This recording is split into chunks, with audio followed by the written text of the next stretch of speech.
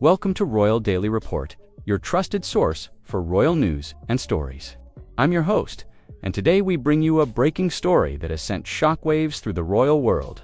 Don't forget to subscribe to Royal Daily Report and hit the bell icon to never miss an update. Hold on tight, because this is not gossip.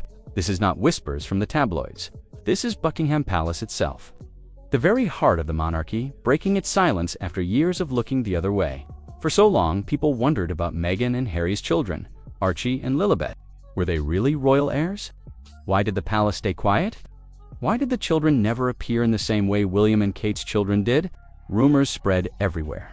Questions piled up, but the palace never spoke. Until now, and when the crown finally acted, it did not waste breath on speeches. It didn't sit down for interviews or give out friendly statements. It moved with the coldest weapon it has: documents. Legal, constitutional, irreversible papers that carry more weight than any words ever could. Sources close to the palace confirm the papers have already been prepared. These aren't temporary notes or warnings. These are final orders that will permanently change the status of Archie and Lilibet. The message is brutal but simple. Their claim to royal identity is gone. If you're enjoying this breaking news, make sure you're subscribed to Royal Daily Report. We bring you the stories others won't tell. This isn't a family fight. It isn't about who likes who. It's about protocol, about the monarchy's oldest rulebook. And to understand why the crown made this move, we have to go back more than 100 years to a king who set the rules in stone. The year was 1917. Europe was at war, and the monarchy faced pressure to protect its bloodline from confusion, outsiders, or political threats. King George V stepped forward and issued a declaration known as the Letters Patent. They weren't emotional words, they weren't fiery speeches, they were dry, precise lines of law. But inside those lines were rules that shaped the monarchy for more than a century. The letters laid out exactly who had the right to call themselves prince or princess. The requirements were strict. First, the child had to be of legitimate royal bloodline. Second, the child's birth had to be recognized and recorded by the crown itself. And third, the child had to be formally connected to the Church of England. No shortcuts, no exceptions. For generations, these rules protected the monarchy. They made sure royal titles were not passed out like party favors. They kept the bloodline clear and the hierarchy secure. And here lies the problem. When the crown looked at Archie and Lilibet, it saw children who, through no fault of their own, did not check every box. Their births, their records, even their ties to the church left cracks that could not be ignored. Which is why the moment they were born, the clock was already ticking. The royal machinery was simply waiting for the day it would move.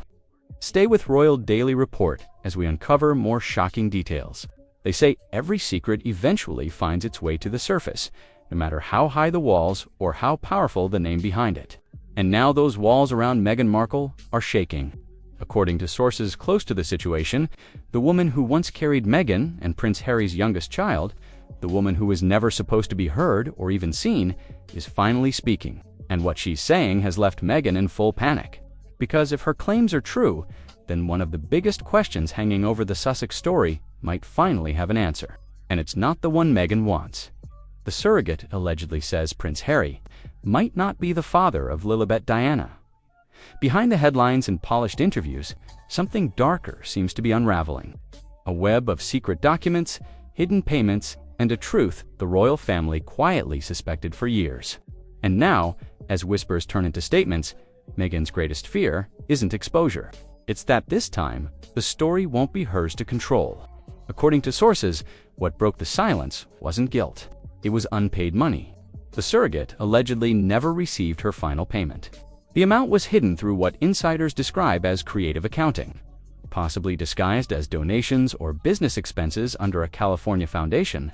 People familiar with the situation claim Meghan's lawyers were desperate to bury the transaction trail. They couldn't have her name attached to any form of surrogate compensation. Not when the royal image was built on the illusion of a traditional birth. The woman, however, was smarter than they expected. She allegedly documented every conversation and every transfer. She even recorded calls from a member of Meghan's legal circle who warned her to let the matter rest. And for a while she did, until recently.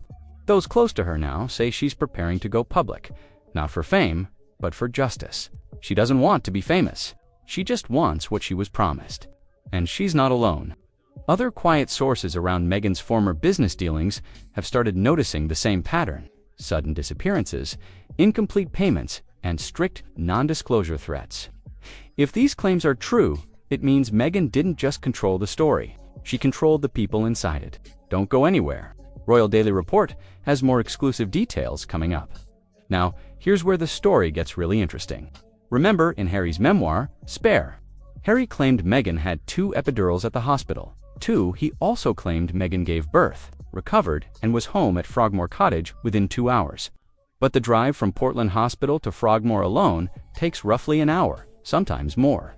That means everything delivery, recovery, observation, discharge would have had to fit inside a single hour.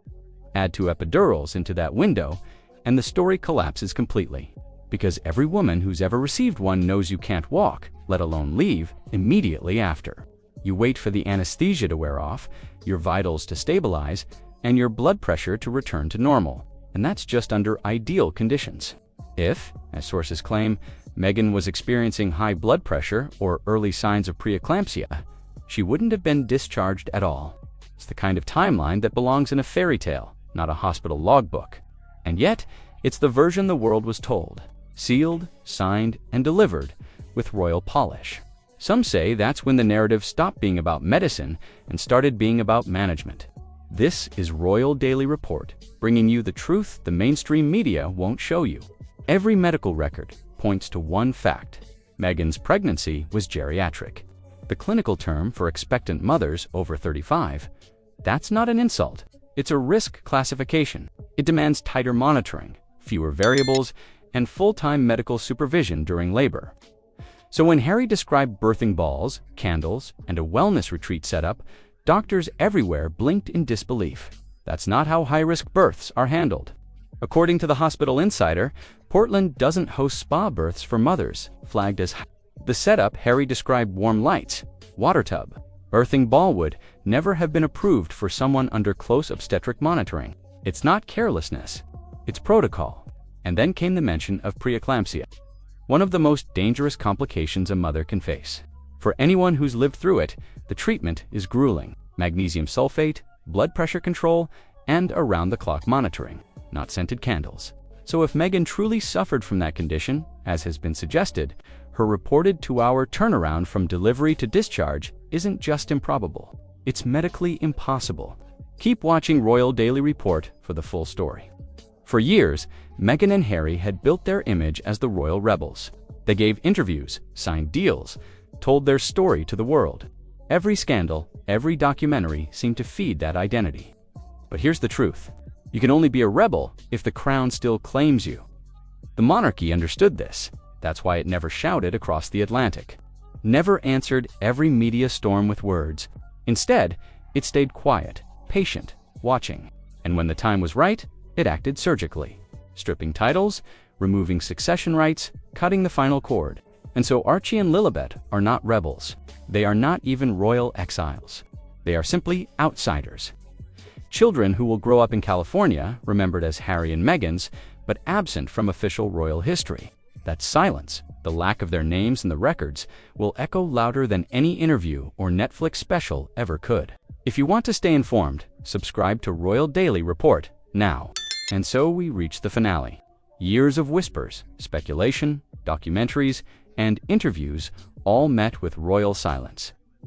End here with the stroke of a pen. The palace has chosen protocol over personalities, order over emotion, legacy over love. For Meghan and Harry, the result is devastating. Their empire, their identity, their brand was built on the promise of being royal rebels. But once the crown erases you, you are no longer a rebel. You are simply gone. Archie and Lilibet will live as children of California. They will grow up in the warmth of their parents' world.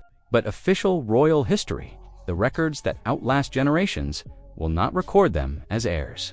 And that absence, that silence, is more brutal than any public humiliation, because it is permanent. It is final.